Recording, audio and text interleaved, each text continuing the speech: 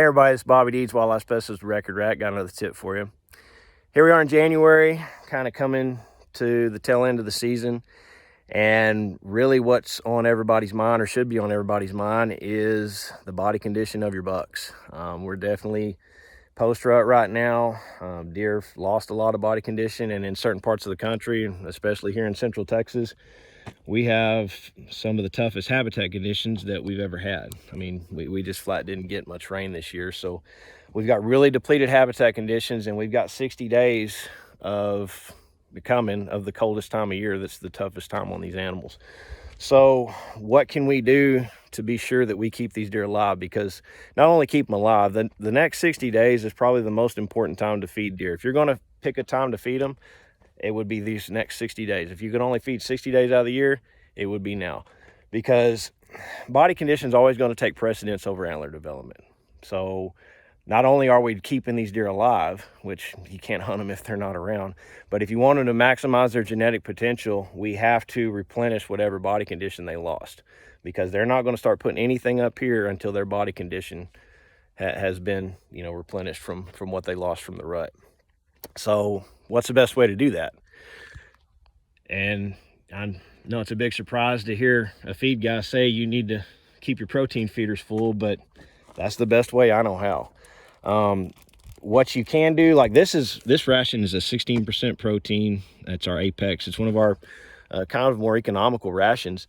But what a lot of people do is they overfeed their deer this time of year. When we're not growing antlers and we're not lactating, or does aren't lactating, they don't need a lot of these rations that are just over formulated from a protein, mineral, and all that standpoint. What you need is a 16% crude protein ration that has a good amino acid profile, but most importantly has a good energy level. It needs to be 3.5%, 4% fat, or even higher, because that energy is what's going to put that body condition back on them more than anything.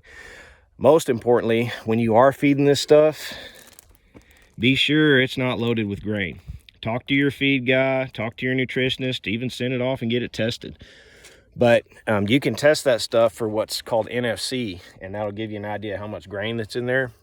Because if you're feeding a ration that's 50-60% grain, I mean, you might as well be feeding them lead, because it's about as good for them. Those deer that have really rutted down, lost a lot of body condition, they're stressed, you feed them a high grain ration, they get acidotic, and that can kill them. So I've seen it happen on a lot of places where they'll go feed a really cheap feed that has a lot of grain in it, and then say, man, we lost a lot of our bucks here at the end of the rut. I don't know if they just rutted late or what. And no, they killed them by feeding them that stuff. So got to be careful there. Another trick that you can do, at least something that I do on places that have a really high feeder density, like on this place, I can actually alternate every other feeder when I fill them.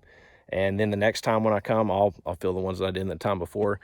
And I do that more for my habitat than anything. It just keeps deer moving around your ranch and utilizing what habitat you do have to keep from pounding it any more than it already is. And then the other thing is January, February, and March, I put mineral out next to every protein feeder I have. I typically only put mineral out next to my permanent water sources the rest of the year. But for some reason, this time of year, they just flat hammer it, even the does. So just another way, it's minerals, fairly cheap from a supplemental feeding standpoint. One bag will typically last me during that 90-day period.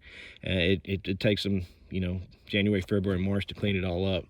But just a good way to get more nutrient density into the animals, because we know they're mineral deficient after growing antlers, and then you got does fixing to drop a fawn and have to worry about lactation. So it's one of the most important times, in my opinion, not only put body condition on, but to replenish all those mineral reserves that they ran down through the winter. So anyways, hope this helps. Hope everybody had a great season. If you'd like to learn more about Record Rack, look us up at recordrack.com, or give us a call if we can help you.